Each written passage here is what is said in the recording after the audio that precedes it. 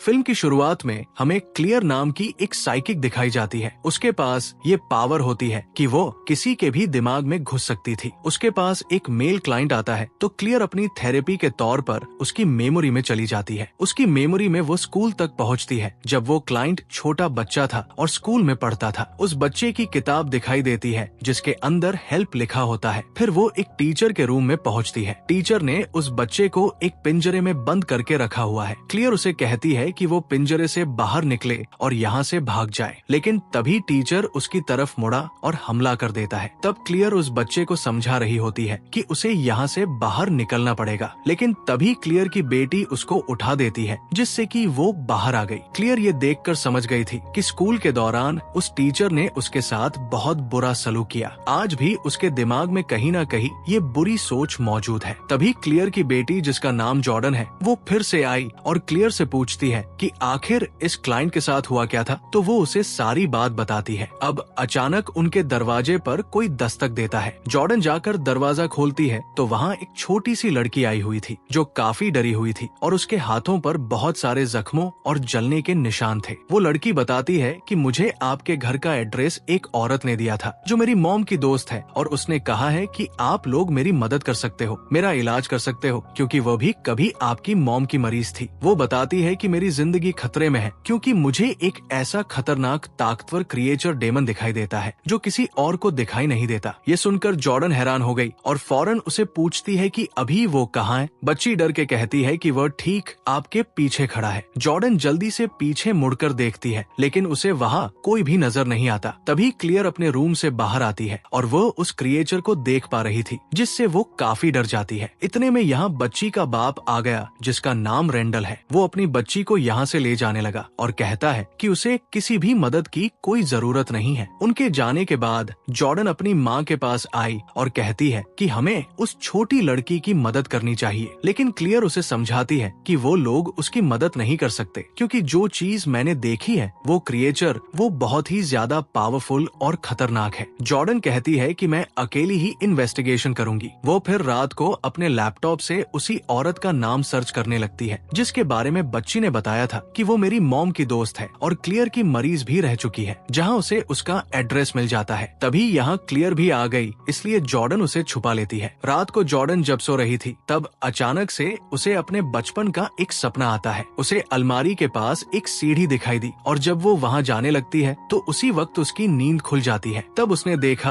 कि ये सिर्फ एक सपना था। अगली सुबह होते ही वो अकेली ही उस पड़ोसन के घर जाने के लिए निकल जाती है जिसके बारे में बच्ची ने बताया था कि वो मेरी मॉम की दोस्त है, उससे बात करती है। फिर जॉर्डन उससे उस छोटी बच्ची के बारे में पूछने लगी। इस पर पड़ोसन बताती है कि उस बच्ची की माँ की हाल ही में मौत हुई है, जिसके बाद से ही उसके डैड और वो एकदम घर में ही रहने लग गए हैं, ना बाहर आते हैं और ना ही किसी से मिलते हैं, बात करते हैं। पर एक बार जब मैं उनके घर गई थी तो मैंने देखा था कि उसके हाथ पर निशान है, जिससे मुझे लगा था कि वो दिमागी तौर पर बीमार है। इसलिए मैंने तुम्हारी माँ का नंबर उन्हें दिया था ताकि वो वहाँ पर जा सके और क्लियर उनकी मदद कर दे। वो उसे रेंडल का कार्ड दे देती है जिसमें उसका एड्रेस लिखा हुआ था, जबकि क्लियर पुलिस स्टेशन में अपने पुलिस ऑफिसर दोस्त को कॉल करती है और उसे बताती है कि मेरे पास एक क्लाइंट आया था जिसके सपने में मैंने जाकर देखा था कि उसका टीचर उसके साथ काफी बुरा सलूक करता है। वो उसे टीचर का नाम भी बताती है और कहती है कि उस पर तुम लोग नजर रखो। वो ये बात जानता था कि क्लियर का अंदाजा कभी गलत नहीं होता, इसीलिए वो फौरन अपनी टीम को उस पर नजर रखने के लिए कह देता है। इसके बाद क्लियर उस बच्ची और क्रिएचर की ड्राइंग बनाती है और सोचने लगी कि आखिर ये कैसा क्रिएचर है। उधर जॉर्डन बच्ची के घर के एड्रेस पर पहुंच गई। उसे बेसमेंट में से किसी के चलने की आवाज आती है और अब जब वह दोबारा दरवाजे के पास आई तो वहाँ पर रेंडल आ चुका था और उससे पूछता है कि आखिर वो उसके घर के बाहर क्या कर रही है। इस पर जॉर्डन उसे बताती है कि वो यहाँ उसकी बेटी से मिलने के लिए आई है। तब उसने कहा कि मैं तुम्हें पहचान गया हूँ और मेरी बेटी की थेरेपी मुझे नहीं करवानी तो तुम यहाँ से चली जाओ। लेकिन वो बहुत जिद्दी थी जो कि उसकी बात नहीं मानती और उसके जाने के बाद चुपके से घर के अंदर घुस जाती और वहाँ पर छानबीन करने लगती है। उसे रेंडल और उसकी फैमिली की तस्वीर भी नजर आई। इसके बाद उसे एक खुफिया दरवाजा नजर आता है जिसे देखकर वो हैरान हो जाती है और पेचकस लाकर उसके नट्स को खोल देती है। अंदर जाती है तो ये एक बेसमेंट थी जहाँ रेंडल की बेटी होती है जो उसे कहती है कि वो यहाँ से चली जाए क्योंकि उसको भूख लगी है तो वो उसे खा जाए। जाए। ये सुन उसे समझ नहीं आता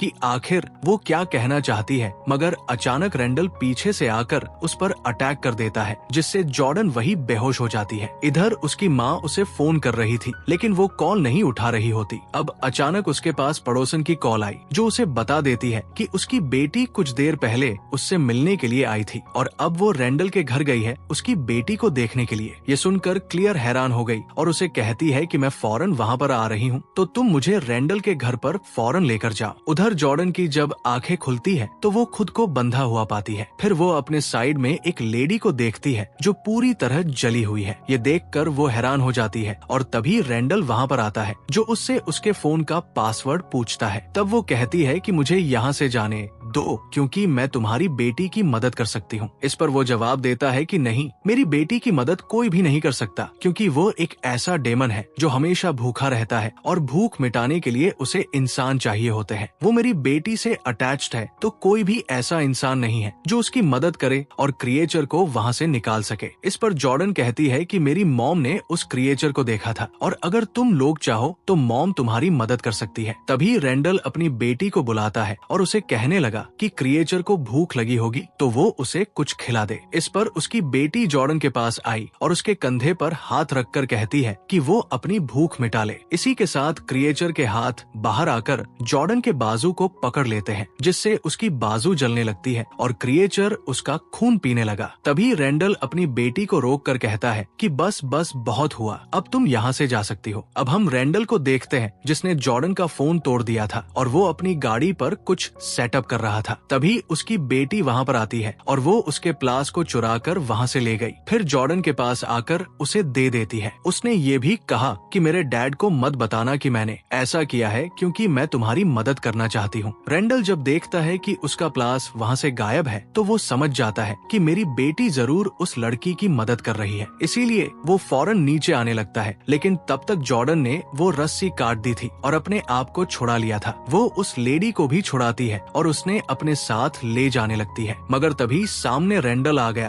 और उस पर बंदूक तान देता है। उसकी बेटी बंदूक के सामने आ गई, कहती है जॉर्डन बेकसूर है तो उसे यहाँ से जाने दे। लेकिन तभी वो लेडी रेंडल पर अचानक हमला कर देती है। तब उससे गोली चल गई, जो कि उसकी बेटी के गर्दन के आर पार हो गई थी और वो जॉर्डन के हाथों में ही दम तोड़ देती है। तभी उसने अपने सामने उस क्रिएचर को देखा, जो अब उस बच्ची से जॉर्डन के अंदर शिफ्ट हो गया था। इसके बाद वो वहाँ से बाहर भाग जाती है और रेंडल अपनी बेटी की लाश को लेकर रोने लगता है। जॉर्डन जब भागकर बाहर आई तो उसकी मॉम भी वहाँ पर आ जाती है, जिसने पुलिस को खबर कर दी थी और पुलिस भी वहाँ पर पहुँच जाती है, जबकि रेंडल रोते हुए अपनी गाड़ी में बैठता है और वहाँ से भाग निकलता है। अगली सुबह क्लियर पुलिस स्टेशन आई और अपने ऑफिसर दोस्त से पूछती है कि आखिर आप लोगों को उस घर में से क्या मिला। तब वो बताता है कि उस घर के अंदर उन्हें कई सारी लाशें मिली हैं और रेंडल ये काम आज से नहीं बल्कि कई सालों से करता आ रहा था। साथ ही वहाँ उसकी बेटी की लाश भी मिली है। वो उसे ये भी बताता है कि रेंडल अभी फरार है तो वो बहुत जल्द उसे पकड़ लेंगे। उधर दो पुलिस वाले जॉर्डन से पूछताछ कर रहे होते हैं। सारी बात बताती है जो भी वहाँ पर हुआ था। अचानक जॉर्डन उनके बीच उस क्रिएचर को देखती है, जिसे देखकर वो बहुत ज्यादा डर गई, जोर से चीख मार देती है। पुलिस वाले ये देखकर हैरान हो जाते हैं और समझ नहीं पाते कि वो आखिर ऐसा बर्ताव क्यों कर रही है और वो बाहर आकर अपनी माँ के गले लग जाती है। क्लियर समझ गई कि मुझे अपनी बेटी की मदद करनी चाहिए, इसलिए उसने फौरन अपनी बेटी को नीचे बुलाया और कहा कि मैं तुम्हारी थेरेपी करने के लिए तैयार हूँ। उसने पड़ोसन को कहा कि थेरेपी करते वक्त अगर मुझे जरा भी चोट आई तो तुम मुझे जगा देना, ताकि हम फौरन सपने से बाहर आ जाएं। वो अपनी बेटी के माथे पर हाथ रखती है और फौरन उसके दिमाग में चली गई, जहाँ वो देखती है कि उसकी बेटी घर के बाहर बैठी हुई है। तो वो फौरन उसे उठाकर घर के अंदर ले आई, लेकिन यहाँ बहुत अंधेरा था। वो ऊपर जाना चाहती है, लेकिन अचानक से वो क्रिएचर उसके सामने आ जाता है, जो उसका हाथ पकड़ लेता है, जिससे क्लियर का हाथ जलने लगा।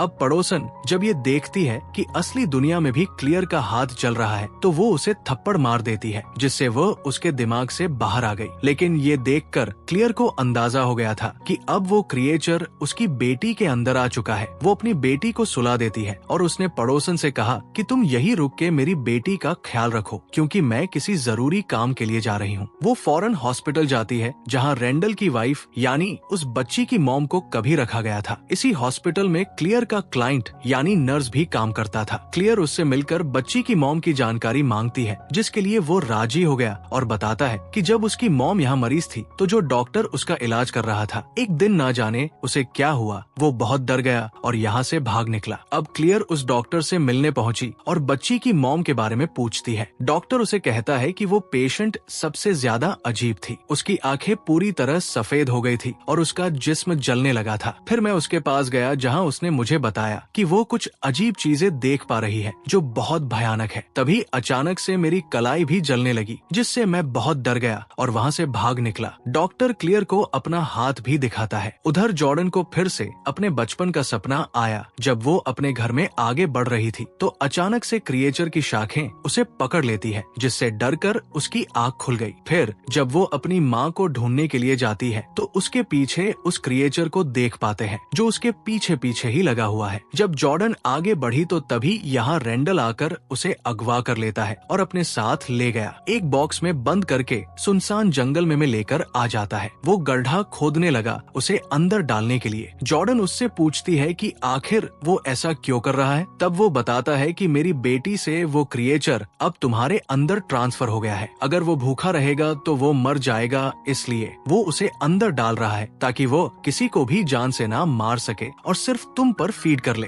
फिर उसे गाड़ कर वो पुलिस स्टेशन आया और खुद को पुलिस के हवाले कर देता है। क्लियर भी यही थी जो पूछती है कि आखिर मेरी बेटी कहाँ पर है, लेकिन उसने कुछ भी नहीं बताया और पुलिस उसे हिरासत में ले लेती है। अब क्लियर अपने दोस्त को कहती है कि प्लीज मुझे एक बार रेंडल से बात करने दो, लेकिन उसने ये कहकर मना कर दिया कि ये उनके प्रोटोकॉल्स के खिलाफ है। लेकिन तभी वो देखता है कि जिस टीचर पर क्लियर ने नजर रखने के लिए कहा था वो सच में मुजरिम था, छोटे बच्चों पर जुल्म किया करता था और उसे गिरफ्तार कर लिया गया है। यानी क्लियर ने जो कहा था वो सच था, जो देखकर क्लियर को इजाजत दे देता है ताकि वो रेंडल से बात कर सके। इसलिए वो आकर रेंडल से पूछती है कि बताओ मेरी बेटी कहाँ पर है, लेकिन वो उसे कुछ भी बताने को तैयार नहीं था। इसीलिए वो अपनी पावर से पता लगाने लगती है कि आखिर उसकी बेटी कहाँ पर है। वो उसके सर पर हाथ रख के उसकी मेमोरी में गई, जिसके जरिए जंगल में आ जाती है, जहाँ वो पता लगा लेती है कि उसकी बेटी को तो इसने गाड़ दिया है। इसलिए वो फौरन अपनी चाबी लेती है और पड़ोसन के साथ वहाँ पर जाने के लिए निकल जाती है और जो पुलिस वाला था वो भी अपनी टीम के साथ उसका पीछा करने लगता है। जब वो क्रिएचर जॉर्डन को परेशान कर रहा था क्योंकि उसे भूख लगी थी तो वो उसे छूकर जला रहा होता है। कुछ ही देर में क्लियर और पड़ोसन वहाँ पहुँचे और दोनों जमीन खोदने लगते हैं। तभी उन्होंने देखा कि वो क्रिएचर अभी भी जॉर्डन के पास ही है। इसलिए क्लियर उसे कहती है कि तुम पुलिस का ध्यान भटकाओ ताकि मैं जड़ से क्रिएचर का खात्मा कर दूं। वो फिर अपनी बेटी के सर पर हाथ लगाती है और उसके दिमाग में घुस गई, जहां उसने देखा कि उसकी बेटी बहुत ज्यादा डरी हुई है। क्लियर एटिक में गई जहां क्रिएचर उसका गला पकड़ लेता है, लेकिन तभी वो क्रिएचर के सर पर हाथ रख के अब उसके दिमाग में घुस जाती है। पता चला कि क्रिएचर के दिमाग की जो जगह है वो बहुत ज्यादा डरावनी और काली है। तभी जॉर्डन भी इस दिमाग में आ गई थी और जब वो ऊपर गई तो अपनी माँ और क्रिएचर को देखती है, जिससे वो समझ जाती है कि हम क्रिएचर की मेमोरी में है, उसके दिमाग की दुनिया में। तभी क्लियर क्रिएचर को सामने देखती है जो डेमन शैतान वाली चेयर पर बैठा हुआ था। वो कहता है मुझे भूख लग रही है, लेकिन क्लियर ने उसे जवाब दिया कि मैं तुझे मार डालूंगी। लेकिन अचानक से वो गायब होकर पीछे से हमला कर देता है। उसने क्लियर को बांध दिया था, फिर उसे मारने के लिए आता है, लेकिन तभी जॉर्डन क्रिएचर के सर में खंजर घुसा देती है। क्लियर ने भी क्रिएचर को काट दिया और उसके टुकड़े टुकड़े होने की वजह से क्रिएचर के फाइनली मौत हो जाती है। इसके बाद दोनों माँ बेटी क्रिएचर की दुनिया से बाहर निकलते हैं, जबकि उधर पुलिस ने क्लियर को देख लिया था, इसलिए वो उसे उठा देता है, जिस वजह से दोनों वापस असली दुनिया में आ जाती है। दोनों माँ बेटी रोने लगते हैं क्योंकि उनकी जिंदगी में सब कुछ ठीक हो गया था। दोनों गले मिलती है और इसी के साथ इस फिल्म की कहानी यहीं पर खत्म हो जाती है।